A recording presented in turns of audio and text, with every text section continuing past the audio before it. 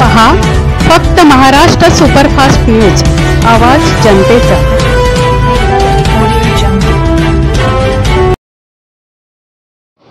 नमस्कार, मी सागर Shigwan, Maharashtra superfast news आवाज जनतेमध्ये आपलं सर्वांचं स्वागत आहे।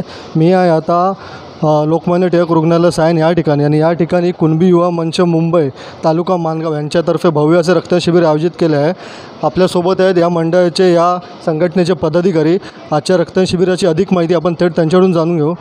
नमस्कार साहेब, तुम्ही जो कुणबी युवा मंच मुंबई तालुका माणगाव यातर्फे जो रक्तदान शिबिर आयोजित केलं आहे, हा रक्तदान शिबिर आयोजित करण्यामागचं मुख्य कारण काय? म्हणजे हा रक्तदान शिबिर कशासाठी आयोजित केलं आहे? नमस्कार।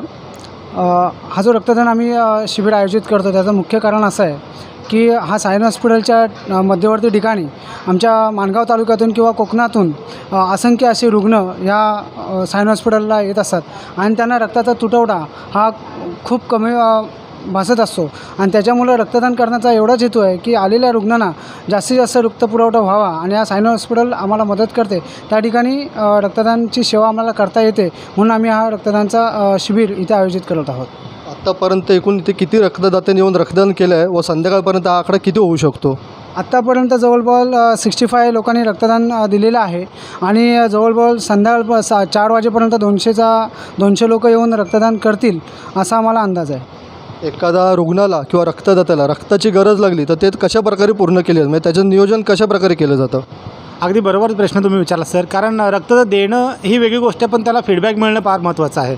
आम्ही सायन रुग्णालय यासाठीच निवडले आहे की आमच्या इथे ब्लड बँकेतून जर एखाद्याला रक्ताची गरज लागली तर ते आपल्याकडे कार्ड आहेत, त्याच्या कार्डवर सुद्धा आपल्याला रक्त मिळतं। आणि दुसरी गोष्ट असे, आपण कुणबी युवा मंच मुंबई तालुका माणगाव यांच्या माध्यमातून जे सातत्याने रक्तदान करत आहोत त्याचं एवढं नाव आमचं या हॉस्पिटलमध्ये, या ब्लड बँकेमध्ये आम्ही स्थापन केलं आहे की जरी आमच्या नावाने जरी आलं आणि जर गरज असेल तरीसुद्धा ही ब्लड बँक आम्हाला आवर्जून मदत करते।